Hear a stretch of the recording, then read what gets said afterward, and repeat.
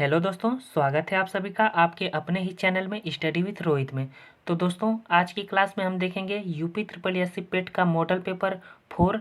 इससे पहले दोस्तों मैंने 3 क्लास करा चुका हूं मॉडल पेपर का। तो अगर आप उसको नहीं देखे हैं तो इस वीडियो की डिस्क्रिप्शन बॉक्स में उसका लिंक है, आप वहां से जाकर उससे भी देख लीजिए। दोस्तों, आज की भी क्लास में मैं बहुत महत्वपूर्ण प्रश्न लिया हूं, तो आप क्लास को लास्ट तक जरूर देखिएगा। तो चलिए बिना देरी करते हुए आज की क्लास शुरू करते हैं। क्वेश्चन 1 है, किसके ग्रंथ में चंद्रगुप्त मौर्य का विशिष्ट रूप से वर्णन हुआ है? तो दोस्तों इसका आंसर बताना है कि किसके ग्रंथ में चंद्रगुप्त मौर्य का विशिष्ट रूप से वर्णन हुआ है।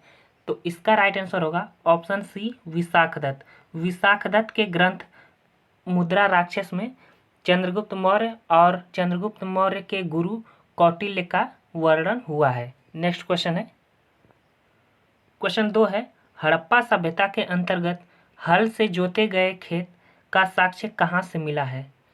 हड़प्पा सभ्यता के अंतर्गत हल से जोते गए खेत का साक्ष्य कहाँ से मिला है? तो इसका राइट आंसर है ऑप्शन सी, कालीबंगा से। कालीबंगा से हल से जोते गए खेत का साक्ष्य मिला है। तो इसका राइट आंसर ऑप्शन सी हो जाएगा।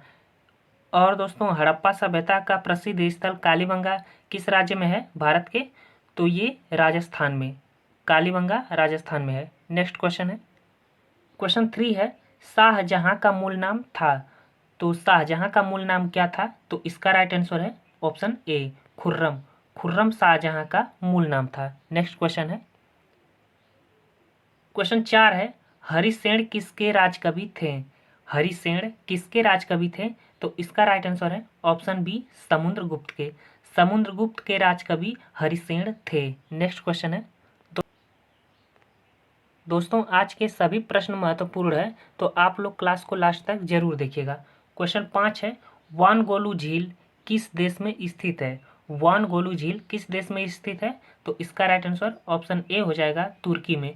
तुर्की में वानगोलू झील स्थित है और वान झील विश्व की सबसे लवणता वाली झील है, तुर्की में है। नेक्स्ट क्वेश्चन है, क्वेश्चन 6 है, बिस्मिल्लाह खां का संबंध किस वाद्य यंत्र से है? बिस्मिल्लाह खां का संबंध किस वाद्य यंत्र से है? तो इसका राइट आंसर हो जाएगा ऑप्शन डी, शहनाई से। शहनाई से बिस्मिल्लाह खां का संबंध है। नेक्स्ट क्वेश्चन है, क्वेश्चन 7 है, माता टीला परियोजना किस नदी पर स्थित है? तो इसका आंसर बताना है कि माता टीला परियोजना किस नदी पर स्थित है। तो इसका राइट आंसर हो जाएगा ऑप्शन बी, बेतवा नदी पर। बेतवा नदी पर माता टीला परियोजना स्थित है। नेक्स्ट क्वेश्चन है,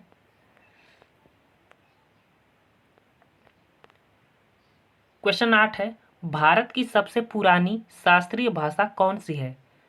तो इसका आंसर बताना है दोस्तों कि भारत की सबसे पुरानी शास्त्रीय भाषा कौन सी है। तो इसका राइट आंसर हो जाएगा ऑप्शन ए, तमिल। तमिल भारत की सबसे पुरानी शास्त्रीय भाषा है और भारत में टोटल शास्त्रीय भाषा की संख्या 6 है। सबसे पुरानी तमिल है और सबसे नवीनतम उड़िया शास्त्रीय भाषा है। नेक्स्ट क्वेश्चन है, क्वेश्चन 9 है, वह काल्पनिक रेखा जो पृथ्वी को 2 भागों में काटती है क्या कहलाती है? वह काल्पनिक रेखा जो पृथ्वी को 2 भागों में काटती है क्या कहलाती है? तो इसका राइट आंसर हो जाएगा ऑप्शन सी, भूमध्य रेखा। भूमध्य रेखा पृथ्वी को 2 भागों में काटती है। नेक्स्ट क्वेश्चन है, क्वेश्चन 10 है, विश्व में सबसे लंबी पर्वत श्रेणी कौन सी है? तो इसका आंसर बताना है कि विश्व में सबसे लंबी पर्वत श्रेणी कौन सी है। तो इसका राइट आंसर हो जाएगा ऑप्शन सी, एंडीज पर्वत श्रेणी। एंडीज पर्वत श्रेणी विश्व की सबसे लंबी पर्वत श्रेणी है। नेक्स्ट क्वेश्चन है, क्वेश्चन 11 है, भारत में पहली बार जनगणना कब हुई थी? तो दोस्तों इसका आंसर बताना है कि भारत में पहली बार जनगणना कब हुई थी। तो इसका राइट आंसर हो जाएगा ऑप्शन बी, 1872 में। 1872 में मेयो के कार्यकाल में भारत में पहली बार जनगणना हुई थी, मेयो के कार्यकाल में। तो इसका राइट आंसर ऑप्शन बी हो जाएगा, 1872। और दोस्तों पूछा जाए कि भारत में 10 की आधार पर पहली बार जनगणना कब हुई थी? तो उसका आंसर तब 1881 में। 1881 में भारत में 10 की आधार पर जनगणना हुई थी। इस समय भारत के वायसराय रिपन थे। तो ये पूछा है कि भारत में पहली बार जनगणना कब हुई थी, तो इसका राइट आंसर ऑप्शन बी हो जाएगा। नेक्स्ट क्वेश्चन है, क्वेश्चन 12 है, इसरो का मुख्यालय कहाँ स्थित है। तो इसका आंसर बताना है दोस्तों कि इसरो का मुख्यालय कहाँ स्थित है। तो इसका राइट आंसर हो जाएगा ऑप्शन ए, बेंगलुरु में। बेंगलुरु में इसरो का मुख्यालय है। और दोस्तों इसरो की स्थापना कब हुई थी, तो इसरो की स्थापना 15 अगस्त सन 1969 को 15 अगस्त सन 1969 को इसरो की स्थापना हुई थी और इसरो का मुख्यालय बेंगलुरु में है। नेक्स्ट क्वेश्चन है, क्वेश्चन 13 है, प्रथम बौद्ध संगति का आयोजन कहाँ हुआ था। तो इसका आंसर बताना है दोस्तों कि प्रथम बौद्ध संगति का आयोजन कहाँ हुआ था। तो इसका राइट आंसर ऑप्शन डी हो जाएगा, राजगृह में। राजगृह में प्रथम बौद्ध संगति का आयोजन हुआ था। और दोस्तों अगर पूछा जाए कि द्वितीय बौद्ध संगति का आयोजन कहाँ हुआ था, तो वैशाली में हुआ था। और तृतीय बौद्ध संगति का आयोजन पाटलिपुत्र में हुआ था। और चतुर्थ बौद्ध संगति का आयोजन कुंडलवन कश्मीर में हुआ था।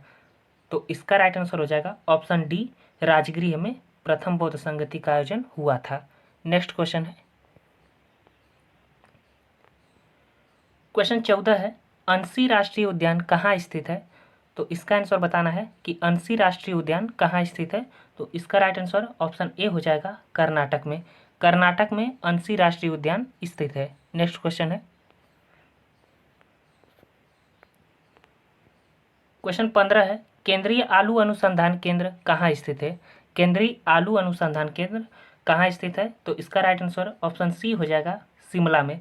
शिमला में केंद्रीय आलू अनुसंधान केंद्र स्थित है। नेक्स्ट क्वेश्चन है, क्वेश्चन 16 है, अ प्रोमिस लैंड पुस्तक के लेखक है कौन है। अ प्रोमिस लैंड पुस्तक के लेखक कौन है। तो इसका राइट आंसर ऑप्शन बी हो जाएगा, Barack Obama. Barack Obama a promise land पुस्तक के लेखक हैं। नेक्स्ट क्वेश्चन है, दोस्तों अगर क्लास अच्छी लग रही हो तो क्लास को लाइक शेयर कर दीजिए और चैनल को भी सब्सक्राइब करके बेल आइकन को प्रेस कर दीजिए। क्वेश्चन 17 है, निम्न में से किसे 1954 में भारत रत्न से सम्मानित नहीं किया गया। तो दोस्तों आपको बताना है कि 1954 में भारत रत्न से किसे सम्मानित नहीं किया गया। तो इसका राइट आंसर हो जाएगा option A, doctor Rajendra Prasad को। डॉक्टर राजेंद्र प्रसाद को 1854 में भारत रत्न पुरस्कार से सम्मानित नहीं किया गया। और सीवी रमन, सी राजगोपालाचारी और डॉक्टर सर्वपल्ली राधाकृष्णन को, इन तीनों लोगों को 1954 में भारत रत्न पुरस्कार मिला था। नेक्स्ट क्वेश्चन है, क्वेश्चन 18 है, गुलामगिरी पुस्तक के रचनाकार कौन है। तो इसका आंसर बताना है दोस्तों कि गुलामगिरी पुस्तक का रचनाकार कौन है। तो इसका राइट आंसर ऑप्शन डी हो जाएगा, ज्योतिबा फूले। ज्योतिबा फूले गुलामगिरी पुस्तक के रचनाकार हैं। नेक्स्ट क्वेश्चन है, क्वेश्चन 19 है, पंपास घास के मैदान कहाँ पाए जाते हैं। तो इसका राइट आंसर हो जाएगा दोस्तों कि पंपास घास के मैदान ऑप्शन सी, अर्जेंटीना में पाए जाते हैं। अर्जेंटीना में पंपास घास के मैदान पाए जाते हैं। और दोस्तों अगर पूछा जाए कि ऑस्ट्रेलिया में कौन सा घास के मैदान पाए जाते हैं, तो डाउन्स घास के मैदान ऑस्ट्रेलिया में पाए जाते हैं। और दक्षिण अफ्रीका में वेल्स घास के मैदान पाए जाते हैं।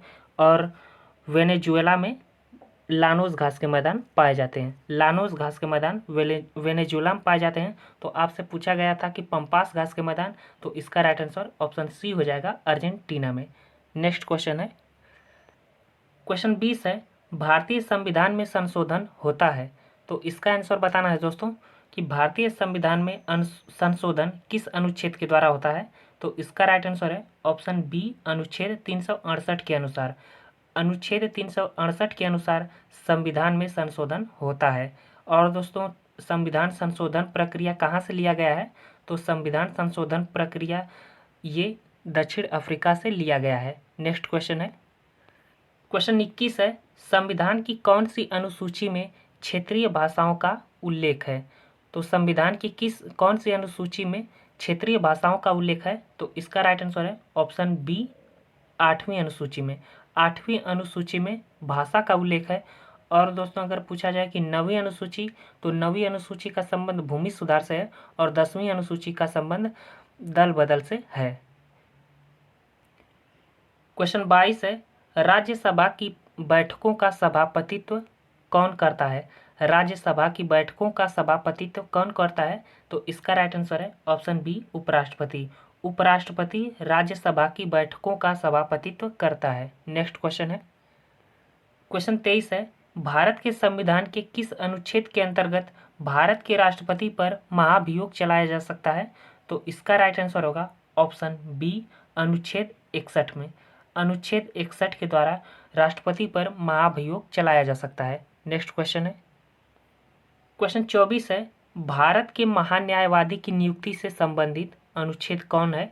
तो इसका राइट आंसर बताना है दोस्तों कि भारत के महान्यायवादी की नियुक्ति से संबंधित अनुच्छेद कौन सा है? तो इसका राइट आंसर हो जाएगा ऑप्शन सी, अनुच्छेद 76।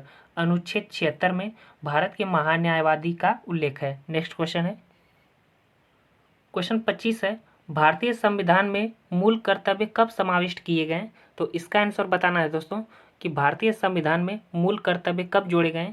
तो इसका राइट आंसर ऑप्शन डी हो जाएगा 1976 में। 1976 में भारतीय संविधान में मूल कर्तव्य जोड़े गए 42वें संविधान संशोधन के द्वारा। क्वेश्चन 26 है, इनमें से कौन ऊष्मा का मात्रक नहीं है?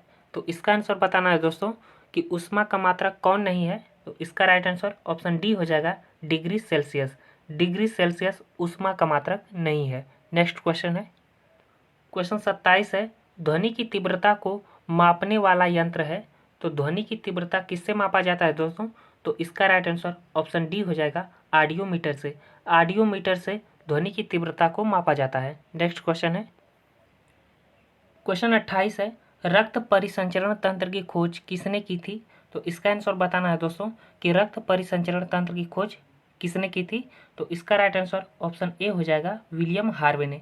विलियम हार्वे ने रक्त परिसंचरण तंत्र की खोज की थी। नेक्स्ट क्वेश्चन है, क्वेश्चन 29 है, मनुष्य की सबसे बड़ी अंतःस्रावी ग्रंथि कौन सी है? तो इसका आंसर बताना है कि मनुष्य की सबसे बड़ी अंतःस्रावी ग्रंथि कौन सी है? तो इसका राइट आंसर होगा ऑप्शन बी, थायराइड ग्रंथि। थायराइड ग्रंथि मनुष्य की सबसे बड़ी अंतःस्रावी ग्रंथि है। नेक्स्ट क्वेश्चन है, क्वेश्चन 30 है, आर्द्रता का मापन किस यंत्र से होता है? तो आर्द्रता का मापन किस यंत्र से होता है? तो इसका राइट आंसर ऑप्शन बी हो जाएगा हाइग्रोमीटर से। हाइग्रोमीटर से आर्द्रता का मापन होता है। तो दोस्तों आज के लिए इतना ही। दोस्तों अगर क्लास अच्छी लगी होगी तो लाइक कर दीजिए और चैनल को सब्सक्राइब करके बेल आइकन को प्रेस कर दीजिए, ताकि जब भी मैं यूपी ट्रिपल एससी पेट का मॉडल पेपर लाऊं तो उसका नोटिफिकेशन आपको तुरंत मिल जाए।